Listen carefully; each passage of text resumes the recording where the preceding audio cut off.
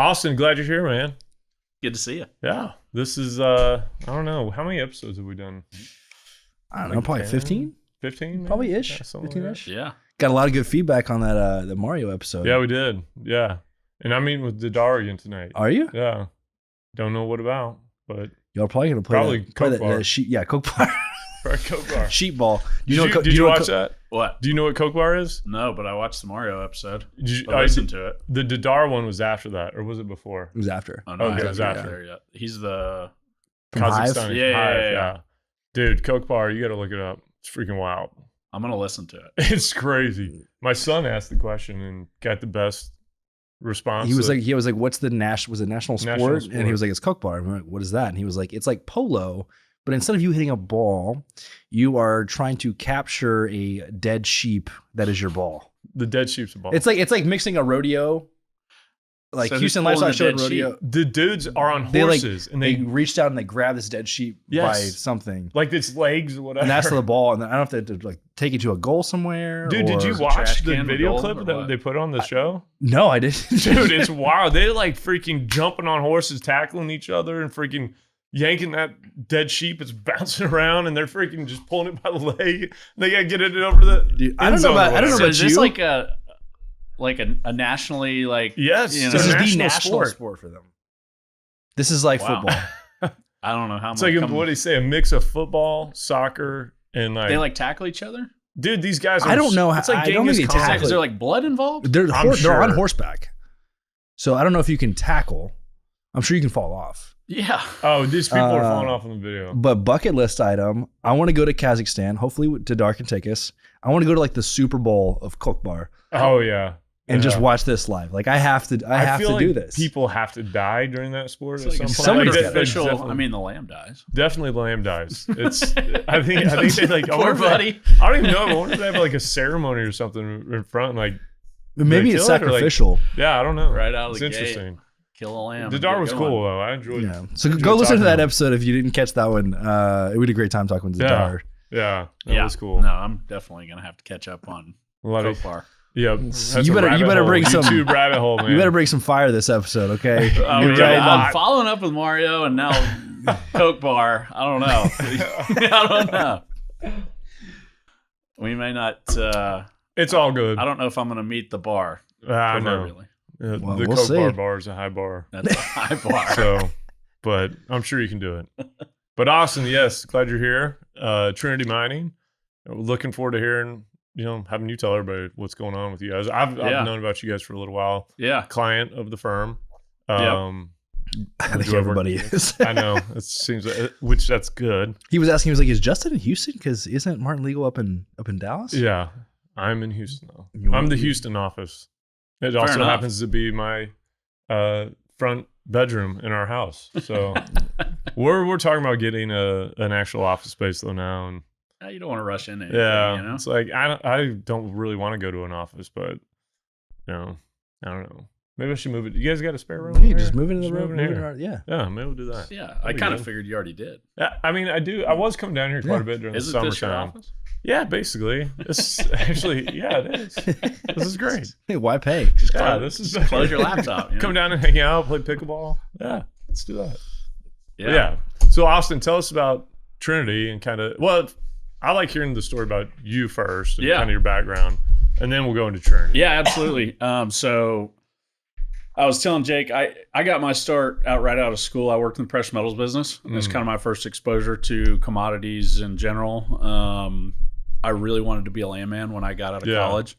And Well, what do you mean precious metals? What like gold, silver, platinum, what were you palladium. doing? So I worked for a refinery. that Really? was based out of Dallas. I actually lived in Houston for a year. Uh-huh. And helped run the Houston office down here, and then got transferred up to New York City. Lived there for a year. Ran an office up there for the guys for the precious metals business. And I always wanted to get back in the oil and gas business. I came out of school in 2009, and the gas market in the Barnett, where all my friends were working, had gone to hell, and just wasn't a good time to try to get into that. Fast forward to a couple of years working in the metal business. We're in like 2011, 12 at that point. Oil's doing really well. kind of back up to $100. Everybody's drilling like crazy. Permian's starting to go nuts. And the guys I was working for was actually two brothers out of Dallas. And they had bought into some wells up in Kansas and Oklahoma. And they wanted somebody to go up there and kind of shepherd that investment. And so I raised my hand, and they brought me back from New York and allowed me to start going up there to kind of get my arms wrapped around what they had going on up there. That was like Mississippi Lime boom days. So we leased up a bunch of country up there that never got drilled. Man, everybody's done that. That's, we had a good time doing it. Yeah, it's fun. Good learning experience. Yeah, that's right. That's right. And so that was kind of my first foray into oil and gas. Was just learning the old conventional stripper well model, just like Jake and Colin have experience with. And so in the downturn in 2015, we had kind of slowed way down up there. We had, laid the rigs over, and we were just basically taking care of production. And that was just kind of, my opportunity up there had kind of dried up. And so a friend of mine who was in the oilfield service business, same thing happened to him. We had been friends all through college, a guy named Clark Thompson. And he said, why don't you move on down to Fort Worth? I got a few things going, and, let's get going on this. We had actually started a demolition contracting company at that point. Really? Yeah. And, so I was really familiar with operations and, running trucks and all that kind of stuff. And, we had a lot of friends in construction and in real estate development. And so, that actually led into a municipal waste hauling company that kind of spun out of that. We were sitting on a demo job one day, and we were paying all these trucks coming in and out, all these roll-off dumpsters. We're like, man, those guys are the guys making all the money. Let's go buy, a couple of trucks and some dumpsters and get going. And so that actually wound up being the focus of that business. And we grew that business till about late 2019. Had a chance to divest and wound up taking some chips off the table there. And with that kind of led right into 2020 and into the pandemic. We had a oilfield service company out in Monahans, a flowback company actually, and that we had started up in 2018, 19, and kind of went into the pandemic with that business operating. And we had just never really got enough traction in that business, and COVID, along with kind of some unfortunate events with customers, took care of that business during the pandemic. But that kept us kind of talking, about what we wanted to do next. And, to kind of lead into how Trinity got started, I had a friend who started mining Bitcoin on stranded gas in the Marcellus, on some stranded Marcellus assets. And I'd kind of heard him talking about it. What year is this? This would have been in 2020. Oh, okay. Yeah. So like summer of the pandemic, summer of 2020. And he'd kind of mentioned it a couple of times. And, to be honest, it was like this black box that he didn't even really know about, but his whole team knew about it. And they had started a really small operation up there. And the whole thing just kind of started to pique my interest. And that was really, I had invested a little bit in Bitcoin back in the day, but never, always bought it at the top, sold it at the bottom. Yeah. It never really was like a serious thing. But when he started talking about mining, that really clicked. And then, the stranded energy assets aspect of it really started to kind of draw attention. And then just the run up in late 2020 with what Bitcoin was doing at the time, me and my partner Clark were looking for something else to do, and at that point, Bitcoin was just on this rocket ship, and you could just feel that there was something there as it relates to we'd kind of that you go through Winter Storm Uri, and like it's just kind of this electrification macro movement that's going on. And so we bought a little, I started asking my buddy who was mining on gas in Pennsylvania. I said, how do you get all this stuff? What do you do? And so they bought a HUD off Steve Barber and his whole gen set. And so we started talking to them and ordered one from those guys, and kind of just put a little bit of our own personal capital to work just to get a pilot project set up. And I mean, at this point, our goal was literally to turn on an S9 to get Bitcoin in a wallet to an exchange to a bank account. Right. Like if we could prove that, then we were sold. Yeah. And so we were able to do that. And we started looking for some opportunities in West Texas on stranded gas. Called a couple of our other current partners right now who have a lot of contacts with operators and just midstream operators in West Texas, and said, hey, we need a lot of gas. And we were had all these big plans of putting Bitcoin mines on backs of midstream company, on the back of a gas plant and all that kind of stuff. And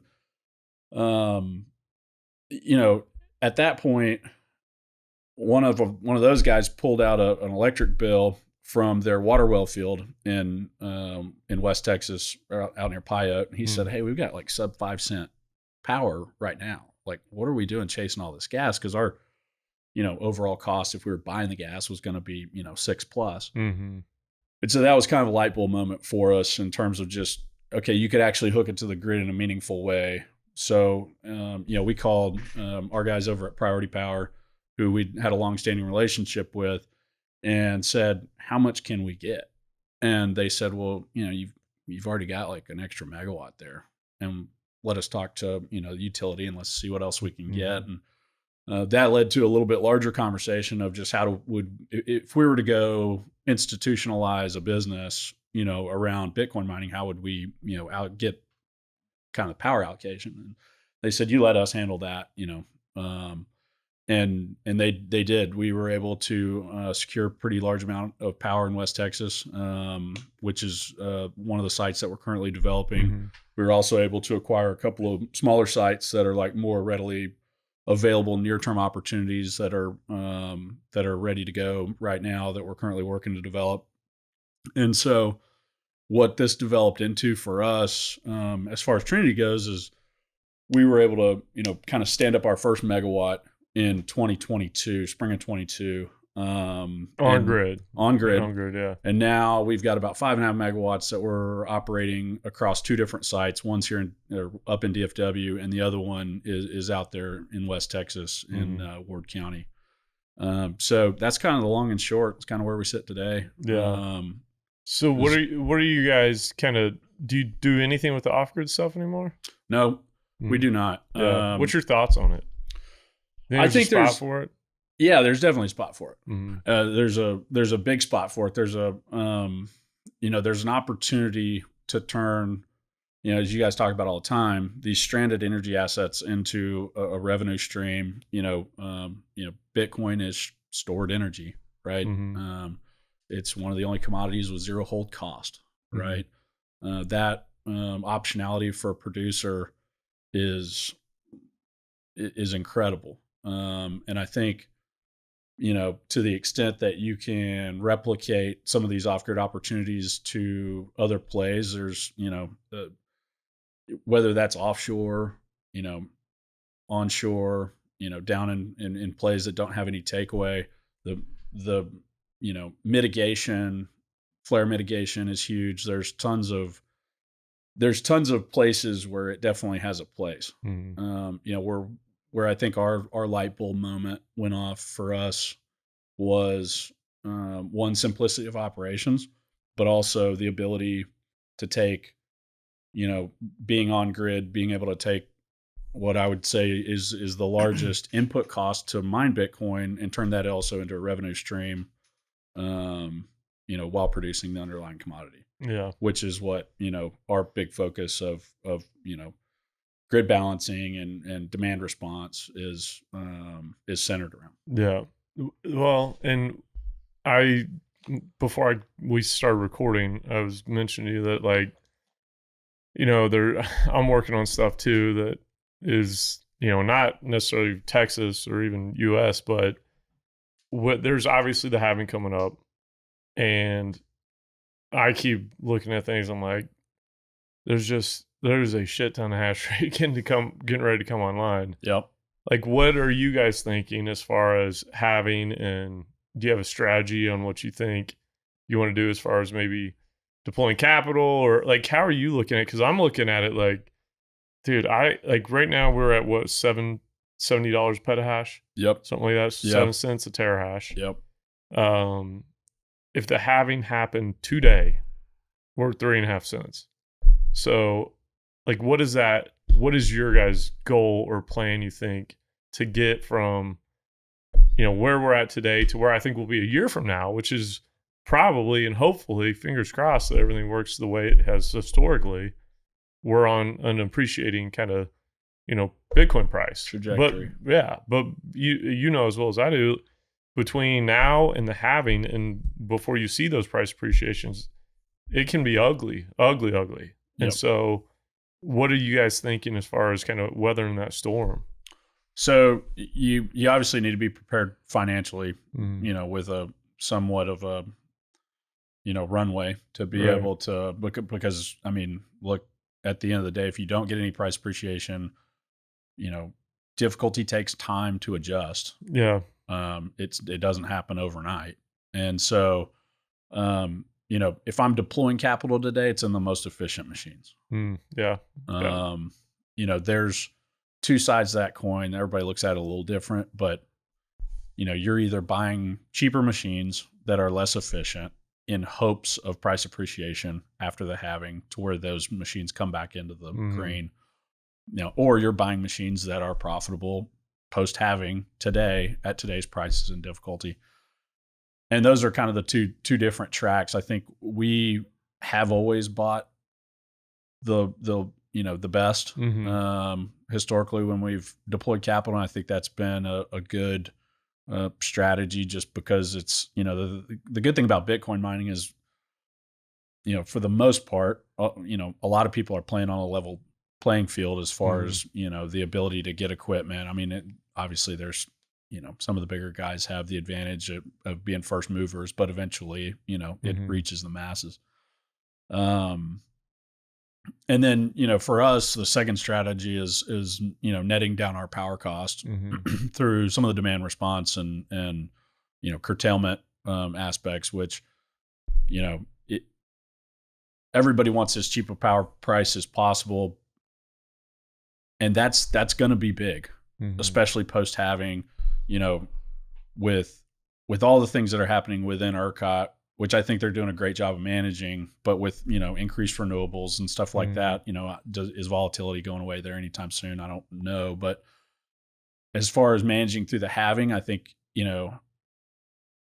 it is going to be interesting to see how many of these legacy machines that are still plugged in actually make it through the halving, call it a year from now. Dude, I know. And what that represents in terms of hash rate, right, relative to what's going on. I'd be curious, like, what percentage of like the hash rate is going to be absolutely obsolete if there is no price appreciation? I don't know. That's a good question. Like, I know some people would have a much better clue. It probably should have another Luxor dude on, or a Foundry guy to come on and talk about. Yeah, they could tell you in a minute. Yeah, like what percentage of the machines out there running right now are S9 still, S19s, whatever. And what are you guys running? We mostly run What's miners out west, and then in our immersion setup, it's all S19s. Okay. Have you ran any of the S19s out West Texas air cooled yet? Yes. Have you had problems with the heat and all that? Yeah. Like distinguishable difference compared to What's miners? Yes. Mm-hmm. Yeah, I've heard that from a lot of people. Yeah, it was tough. When we first got going, we were not naive in the fact that there could be issues, but just not ever having done it. Mm-hmm. We deployed, I think it was 200 S19s out there. That's part of the reason why we're in immersion over in DFW. I mean, we just looked at it and said, this isn't going to work. And then we had an opportunity to go into an immersion facility as a hosted customer, and have, obviously we're able to put those machines to work in a better environment, and make more money with them, because we could overclock them. And so that actually worked out really well for us. But we're sold on the What's miners for West Texas. It's like how many pounds per frac you put on it? Like, what's the crossover? there's so many correlations still that like you could draw an analogy to in oil and gas. You know what I mean? It's like, well, I mean, it's, you look at, when the shale revolution came around, and it's, you're knocking out the highest cost producers, which are the stripper wells. Right. And that's kind of where you are with the halving is going to clean everybody's clock that are not efficient.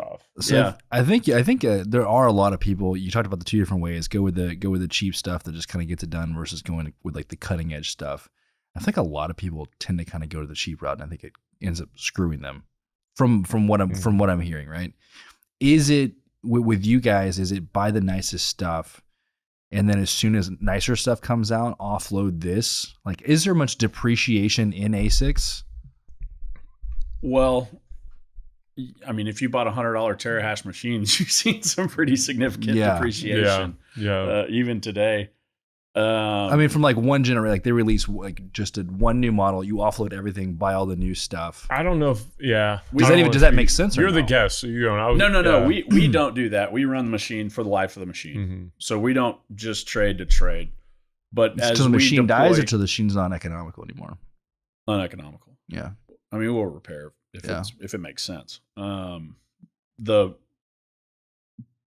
As we deploy capital in tranches, we try to buy the best machines available at that point in time. So over the last, call it 2 years that we've been operational, we've deployed a significant amount of capital in 3 different tranches and bought, at one point it was, 100 terahash, 110s, 106s, 110s, that kind of deal. And I think that's just like, if you look at cycles, if you're playing the Bitcoin price, then, buying machines at a certain point in the cycle that are used makes sense. But if you're taking that out of the equation, then you want, just the latest and greatest that you can get. Now, that doesn't mean overpay for them, but it means, buy the best available today, because that's what you are going to have the longest, run with going into the future, whether that's going through a halving or a price appreciation cycle or whatever. Yeah, I've kind of along those lines. I've mentioned it before on here, but I think there might be a good strategy out there that really doesn't, and we saw this in the last bull run, was everybody trying to pick up new sites constantly. Like, you're always trying to grab them, grow. And I think there's maybe an argument that you might want to look at just kind of reinvesting into higher producing machines and just stop worrying about trying to grab new sites all the time. And hey, this is our home base. And every few years when we got capital, we've kind of made a return here. Let's dump this kind of less efficient stuff and let's reinvest in new machines. And I've thought before, like if I went out and did it all over again, what would I do different? And it might be more of that, and more of like just kind of stick to my home base and play the cycles a little bit. Kind of, and some of it's gut feel, which is not the way to run a business necessarily.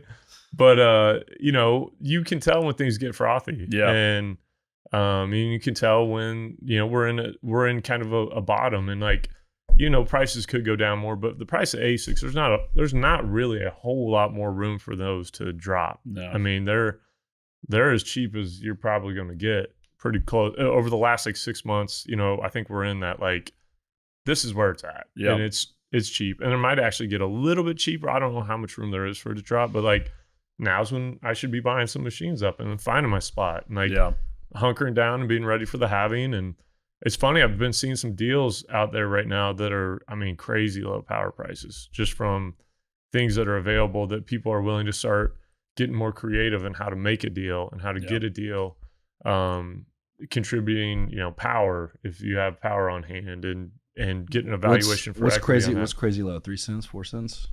Dude, I've got a couple that are like, when you factor it in from a JV level, like less than a penny a kilowatt hour.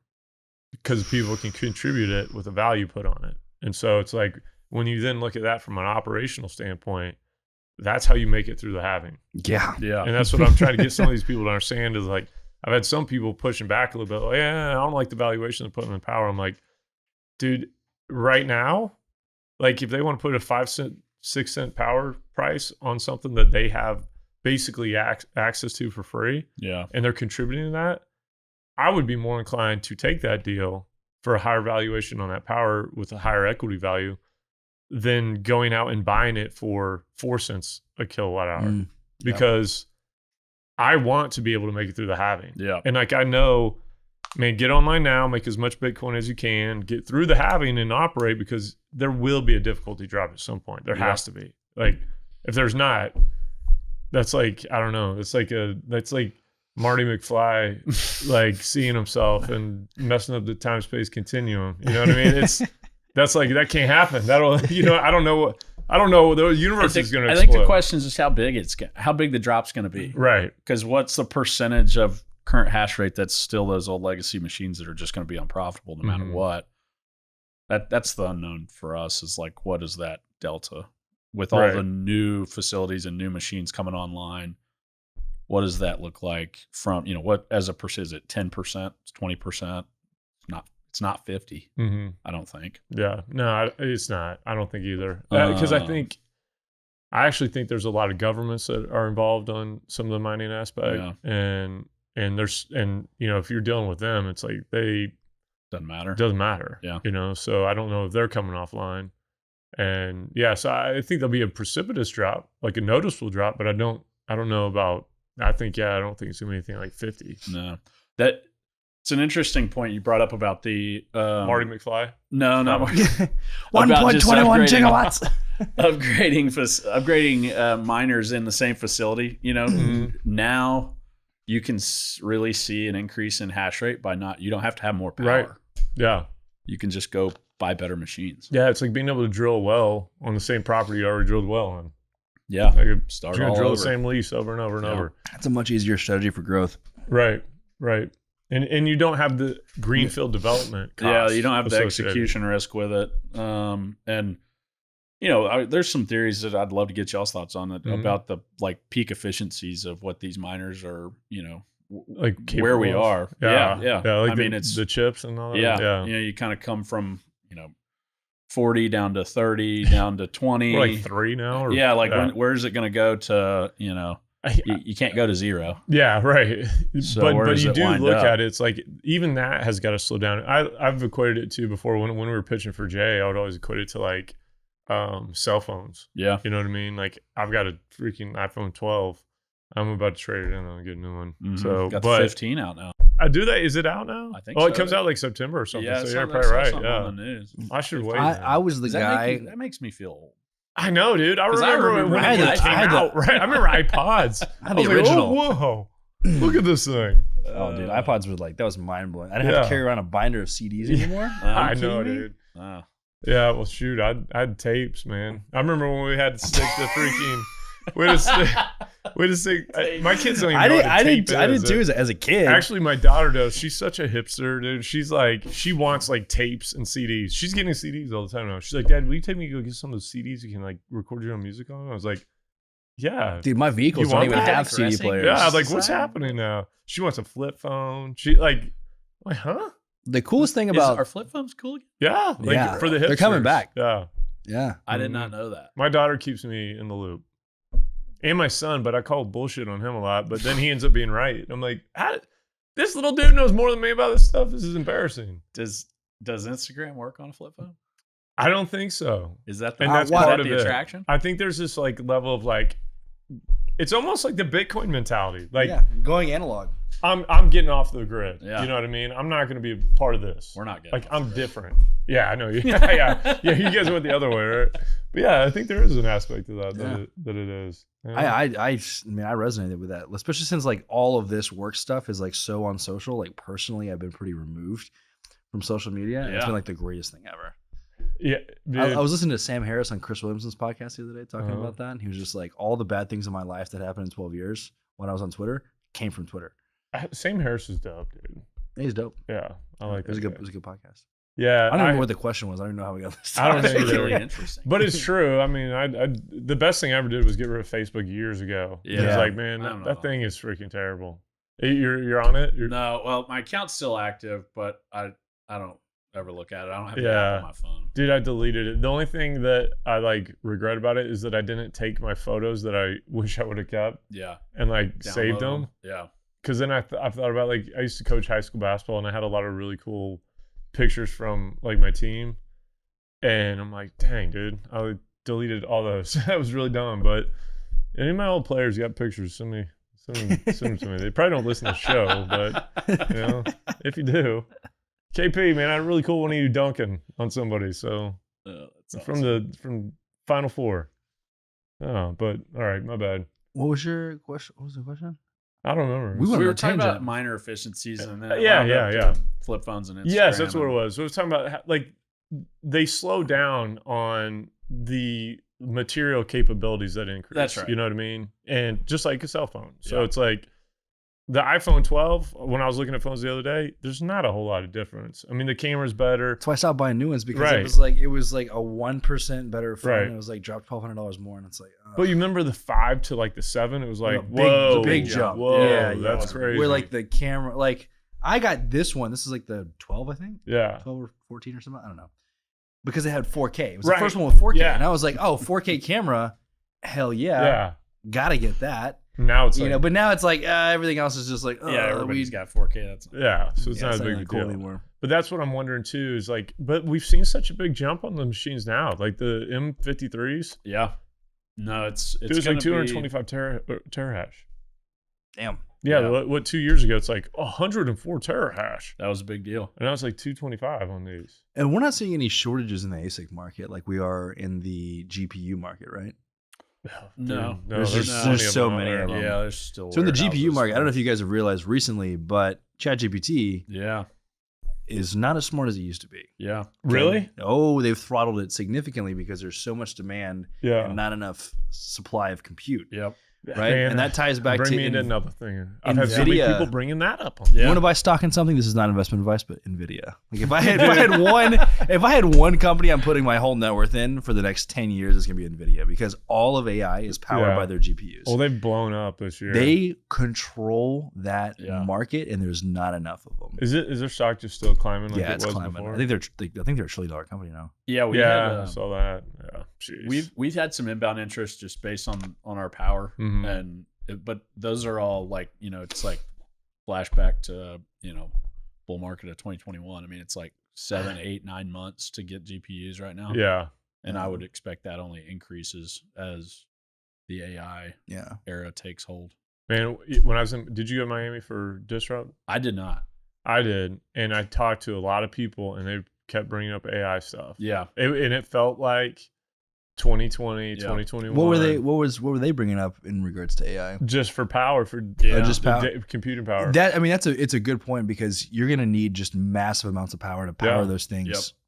I mean, it's another thing that miners, I think, should consider as a business model of doing the data center stuff in addition to the mining. I totally you can make agree. a ton of money. Yeah. And it's diversifying yourself too. Yeah. Like, have you guys looked at some of that? Absolutely. Yeah. Yeah. We've had inbound interest from manufacturers and customers of hardware companies so far, and it's a little bit different, but from what we can tell, those guys are starting to come around to the less traditional data center type model, and realizing that their equipment can operate in a little bit different environment than your typical tier 4 hurricane proof data center, and, we stick this in a box and just throw it out in the freaking desert. Like, yeah, dude, you can. So but no, it's gonna be big, and there's a lot of nerd freaking nerdy guys. Exactly. Yes, it works out here. And we even have internet. I know. Yeah, we have internet out here. All these redneck Texans, we got internet. Yeah, no, AI is going to be big. Still in the really early stages there. But even some of our friends that are in the traditional data center business and DFW have just been getting pounded with AI inquiries and people, trying to get ahead of the curve and get control of some of those facilities and stuff like that. And, one of the things about AI, it's going to take a ton of power. And it's going to be a big industry. It's already huge. It's already much bigger than most people think it is in terms of just compute power and the need going forward. and that's everything from, self-driving cars to, a lot more than just your like, digital imaging and job description writing that, everybody's kind of amazed with right Gaming, now. dude. Yeah. Have you seen some of these games? It's incredible. Like they literally, the game learns you and you have these conversations with it, dude. And you're like, you're just talking to it. I haven't played any games with like AI, but I don't really play games that often. Yeah, I don't either. I play racing simulators that are wildly realistic. That's reminds me of that movie that's come out. Did you see that? It's like some it's about some dude who was like, he was like racing on games all the time, and they like gave him a shot at Formula One or something. And he like, I saw that on TikTok the other day. That's a real life. I saw like, a real life deal. Yeah. He like became a real freaking Formula One driver. That's or something. wild. Wow. I know, it's crazy. Sorry, I'm on a big digression. What else? Since you went to Mining Disrupt, did you go as well or no? I did not. What else were like talking to people? What else outside of AI? Was any other kind of things that kind of kept coming up? Any other themes? Everybody's any scared grumblings? of having. Everybody's scared of having. Everybody's scared of having.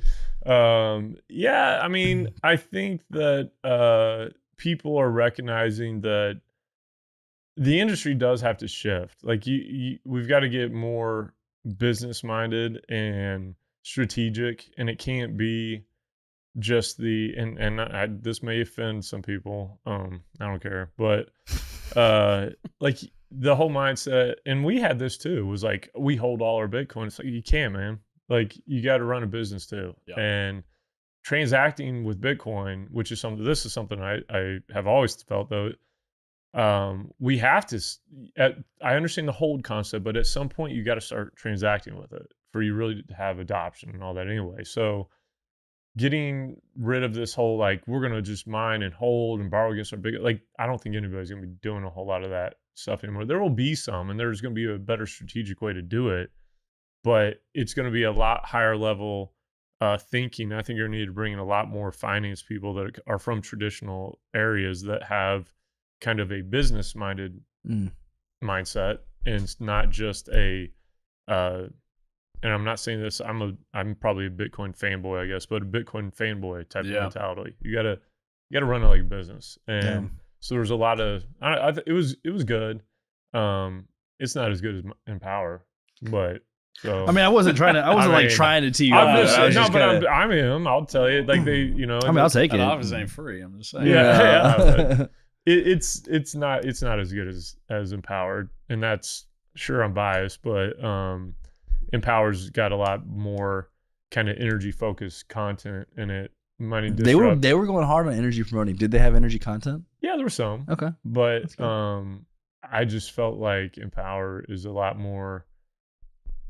It's got the energy, and it's in Houston, so it's got that feel of it. You know what I mean? It just has a real kind of energy focused feel, and you can tell that the crowd and everybody speaking is an energy focused individual, and so that translates in the speeches and the conversations, the panels, and all that stuff. But I'm not trying to dog on Mining Disrupt. I'm just saying Empower is better. Sorry, we're gonna get blacklisted. I'm never gonna get a speak at Mining Disrupt. So, but oh well, that's all right. I'll speak at Empower. My bad, but yeah. So back to your stuff, man. So what are you guys' plans then, kind of coming up? Where are you guys? What's your goals for the rest of the year? And what is? I guess Where are we going? So we're in the middle of a capital raise right now. We're hoping to kind of wrap that up probably into Q3, I would say, and then deploy some of that into probably by the end of the year, get online, and then really hunker down until after the halving. We think there's going to be some opportunities come up for the people that are left. Right. That could be interesting. And you're going to try to keep in that powder dry to scoop up some people potentially? Potentially. I mean, there's a lot of variables there as to why those people don't make it, right? And what's left to actually scoop up. But hopefully we are there to take advantage of some of those opportunities as they arise. I think we're positioned pretty well right now. I think with the growth that we're projecting, call it by year end, we'll be in a pretty good spot to be able to this time next year, hopefully be looking at some opportunities, both in Texas and elsewhere. Yeah. Good. How many people are on your team? So there's 4 founders, right. And then we have some field personnel that takes care of our existing operations. So we're still pretty small and try to run as lean as possible. You have to, man. You have to. We had 8 megawatts going off grid, which I'm not. Off grids is a whole nother animal. You got all those gen sets and all that. But we had one dude out there kind of as a full-time guy, and then we had a couple, contractors as needed. Yeah. And yeah, we try to stay as lean as possible, dude. It's rough, man. But yeah, that's the part people, when they think about oil and gas, it's like, man, oil and gas from a complexity standpoint is way more difficult. Yep. But from the mining side, it's like you got to do so much with so little. And so it's like, it's a full-time job for everybody involved. And probably it's like 2 full-time jobs for everybody involved, just because it's a lot of work, man. Yeah. There's very few companies like Giga, Crusoe, those guys that got tons of people that they can hire and afford. Like, they've made it to that position where they can do that now. Yep. But man, if you're not, one of those rare groups that have that, it's like you got freaking 24 hours a day. Yeah. Efficiency comes with scale. And that's, going to be a big determining factor in going through the halving. Mm-hmm. If price didn't cut the fat, the halving will. Oh, dude, I agree. Because I don't know what's going to happen. Like, I'm like, how, absent some type of price appreciation, which I agree. Jeff Berkey was on our second or third show. Mm-hmm. And he was talking about it, and I was like, that's a good point, that maybe because of the education level of people now and their understanding of the halving, there's going to be more anticipatory purchasing of Bitcoin prior to the halving. Yeah. I could see that happening, but it should start happening now, or even institutional. Right, right. We're finally starting to see some of that stuff come around, which is, a blessing and a curse, but it's going to be good for the business. Yeah. We have to have it if you want adoption. Yeah, that's right. So it has to become a more institutional focused kind of acceptable purchase. Yeah. And going back to your a comment you made earlier about the public miners, one of the things we think about regularly, it's a regular conversation, and that you haven't seen, but you'll appreciate this parallel that you can draw to the shale business is at some point these miners have to start delivering returns to capital. Yeah. And there's been some talk, but I think it can be done. We saw it done through flexible dividends and variable dividends, or however you want to classify that. And I think that's a big thing that's going to have to start happening, because you still have a lot of people that were capitalized in 21, 22 that, their investors haven't seen $1. Yeah, you're right. And for, institutional capital to come into the mining game, now it's coming in the public space, but you're not seeing institutional capital being invested at scale, and from what we've seen in more of your private operators, which there's a lot of opportunity there as well. There is, yeah. But some of those things, in addition to talking about just surviving the halving, which kind of just sucks to have to use that word. Yeah. But to your point, in terms of professionalizing the industry, that's something that, we don't hear a lot of people talk about outside of our group, but we're, highly focused on. Yeah. I think it's key. I think that's one of because honestly, that's one of the things that's helped me get where I got with some of the more traditional type oil and gas folks and all that, is the mere fact that I worked in the oil and gas industry, and I'm an attorney, even though I act like a freaking surfer cowboy.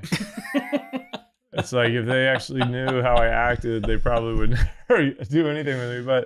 But just because it's like, oh, okay, you're not somebody driving a Lambo, some 22-year-old dude with Birkenstocks and freaking corduroys. It's, you know what I mean? It's like pearl snaps. Pearl snaps, butterfly, whatever thing, So I'm pretty sure you own a pair of Birkenstocks. I'm sure I do. I do actually, But you know what I mean. But that's something that's got to happen. What is this? I haven't paid attention to this. What is the status of all the public miners that file bankruptcy? Right? Is it the same? Is it the same as it is in oil and gas? It's just like, oopsie, clear away all our debt, and now we're in a great position. Yes. Like, is that a good business model of just, hey, let's just do this, go public, let everybody else hold the bag. We file bankruptcy, we start over again. Boom, we're off. I'll put it like Creed Bratton of The Office. Yeah, said it best. We need to put that clip in here. Michael, you just filed bankruptcy. It's like a get out of jail free card. That's what it is. Oil and gas has done that for years. Yes, yeah. So it's basically the same. Would you agree? Yeah. No, I mean, look, timing is everything. So if you file at the bottom, you might come out at the top. Mm-hmm. But that's another a whole nother episode. I think you could probably get into. There's a lot of the. There's a couple of things that are interesting about this whole process, but I think nobody wins going into bankruptcy, right?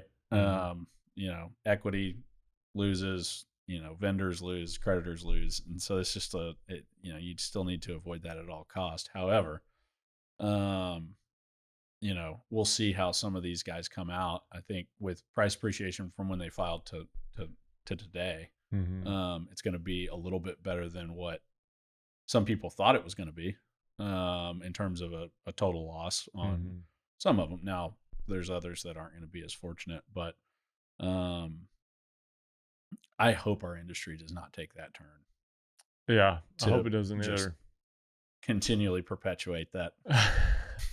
It'll help if we could get a real hedging market. Yeah. At some point. I know Luxor's got their stuff going, and I'm hoping that's a step in the right direction. But it is. Yeah. It is. They've got a lot of really smart people over there. They do. Luxor's pretty dope. And they're good to talk to. So is Foundry. I love all you guys. But yeah. Everybody's dope. Everybody's dope. We love everybody. Yeah. I mean, Luxor has been on our show like 20 times. Yeah, even though we only had like 10 episodes, but they're on. Hey, Luxor needs to send us some soccer jerseys. Yeah, we need a soccer jersey at very least, right? Yeah, if you're gonna sponsor a soccer team, let's give it a soccer jersey. Yeah, on, guys. I'm gonna text Ethan after this. But yeah, man, send them on down. We should. Do you guys? I won't ask you. I won't put you on the spot and on who you work with, but you can kind of spread it out too. Yeah, we use a couple of different industry partners for just different aspects. Everything from Unchained, Foundry, kind of all your usual suspects there, and then the guys at Blockfills are really good at what they do, and Luxor's great too. Yeah.